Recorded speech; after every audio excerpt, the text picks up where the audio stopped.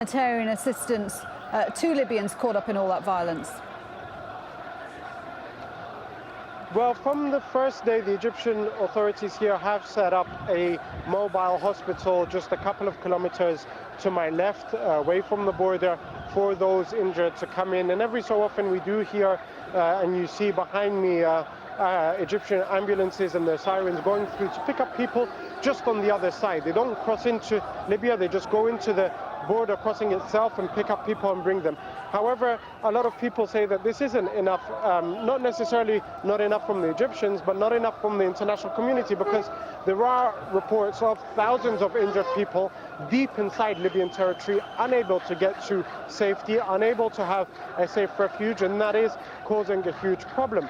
There is those who have taken it upon themselves, volunteers from the Red Crescent, from other volunteer organizations, many of them created after February 17th, after the initial uprising, who have taken it upon themselves to risk their lives to enter Libya and try and bring much needed aid to those there. However, obviously they are very little in terms of what they can provide and in terms of the huge enormity of the humanitarian problem on the other side of the border, Shuli. Jamal, from the moment, thanks very much indeed for that. Our correspondent Jamal El-Shayel there. Let's speak to our guest in the studio who's been following events in Libya right alongside us, Ibrahim Jibril, who is a Libyan political activist. We've heard that extraordinary speech from Gaddafi blaming the protests on drug-induced hallucinations. We've heard an imam on Libyan state television who's saying whoever disobeys the ruler is disobeying God. But the protests seem to be gathering momentum. Would you agree? Absolutely. That's because neither Gaddafi nor the clerk who is a paid Gaddafi clerk have any credibility on the street. So people don't really listen to them, have not listened to them for a long time. So it doesn't matter. We heard also that, however, contrasting to what was said in Tripoli in the mosque there, we heard the sermons that were delivered, or parts of it at least, that were conveyed to us, that were delivered in Benghazi and in Derna, where tens of thousands of people were there. Benghazi, probably hundreds of thousands of people.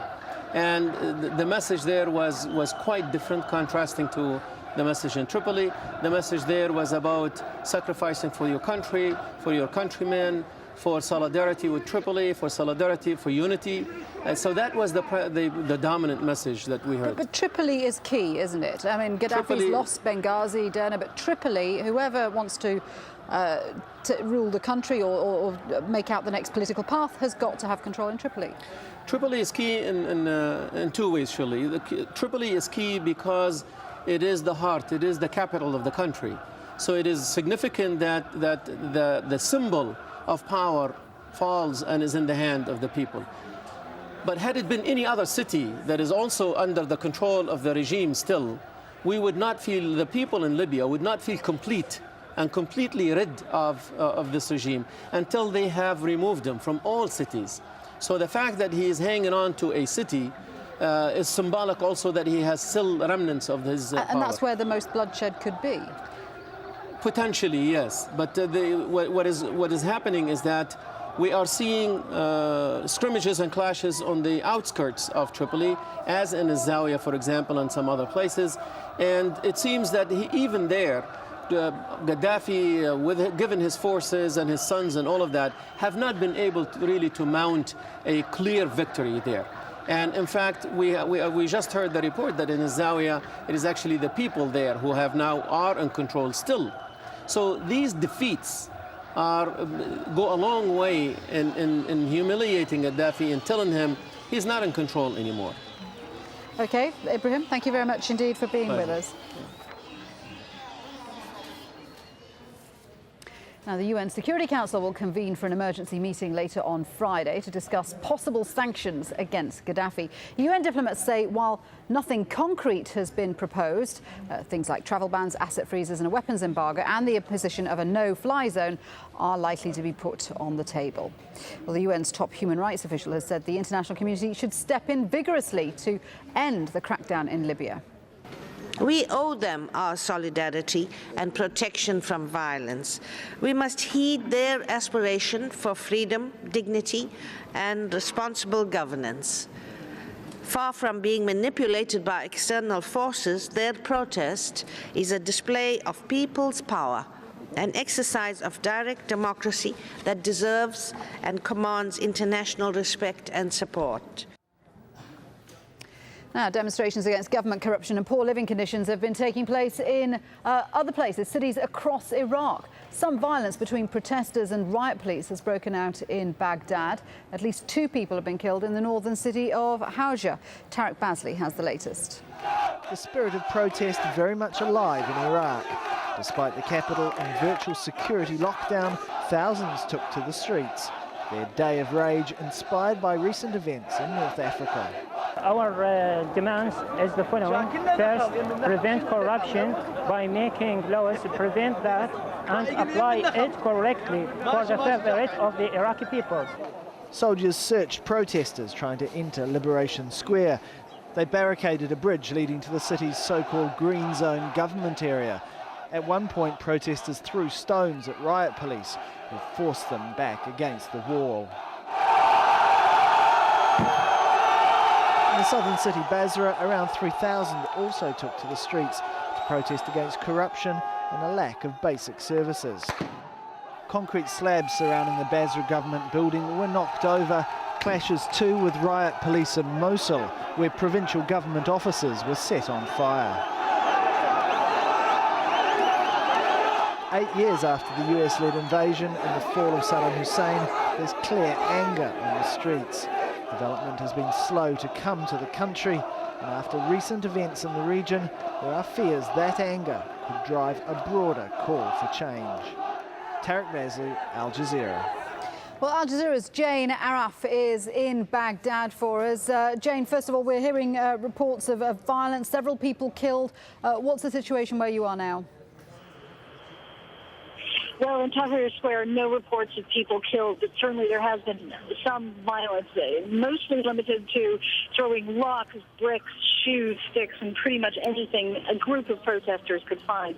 That was diffused when other protesters tried to get them to stop throwing rocks. The riot police rushed forward, and there was quite a standoff on that bridge. That bridge leads to the area near the Green Zone, which is essentially what they're trying to protect. Now, the government had warned people not to come out and protest today. It said there could be car bombs, there could be suicide vests, there could be snipers. There was none of that, but there's certainly a very tense situation in Tahrir Square as the riot police moved in, and those protesters did not retreat. So what are the riot police doing now? Where are they? Some of them have left the bridge. It's essentially at a standstill because they've been deployed, according to a police spokesman we were just speaking with, after the protesters started throwing rocks and as soon as they started approaching concrete barriers. Now, last night a snap curfew was imposed, which meant there was no vehicle traffic and even no pedestrian traffic allowed across that bridge. And to reinforce that, they put down huge concrete blocks. As the protesters got near the concrete blocks and tried to go around them, that's when the police came out. The police spokesman says that they had water cannons and they had all sorts of other equipment available. They did not deploy them, he says.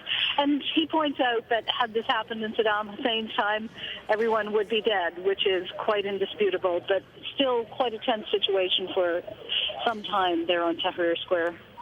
And we know that the government, as you said, warned people not to come out and protest. They're saying that they're now accusing the protest organisers of being Saddam loyalists. I mean, who are these protesters? Are they across all the sectarian divides? They're not. These are people who walked across the city when there were no cars they could drive in. They're people who have been there for hours. And they're the same people we've seen at a lot of the other protests. And they're not the well-organized political parties. They are not the major groups such as the Stutter movement, which could have come out to protest but decided not to after the cleric who leads them told them not to. These are people who basically, even the government acknowledges, have legitimate grievances. They don't have jobs. They don't have homes. They feel they don't have a future. A lot of these were very young men. And these are young men who saw Saddam being toppled. They thought everything from then on would be fine. It's not fine. There are immense problems in this country. And this is a rich country, but they see all that money going into the pockets of government officials, and government officials much less, who won't even come out to talk to them. What's the government saying about these protests? Because it's extremely worried about this show of anger. It must have been worried to have imposed the kind of unprecedented ban on traffic in Baghdad that it did. It said the source of its worry essentially was that it had confirmed intelligence that al-Qaeda-backed groups, Saddam loyalists, were planning to launch attacks. We haven't seen any of those attacks. We haven't seen any attacks of that kind since the protests started. But we know that they've been worried because they actually have taken some measures to respond to protesters' demands. They've taken cuts in pay, however small. Prime Minister Maliki has delayed the purchase of fighter jets to buy more food for the poor. But at the end of the day, that's not enough. What these people really want is a government that they feel cares about them as opposed to caring just about itself. OK, Jane, thanks very much indeed for that. Our correspondent Jane Araf in Tahrir Square in Baghdad there. Let's go to the phone line again for Ahmed Rushdie, the head of the House of Iraq Expertise Foundation. Good to have you with us. Now, I gather that you tried to go to Tahrir Square, but you couldn't do so because you were blocked by the army. Can you tell us what happened?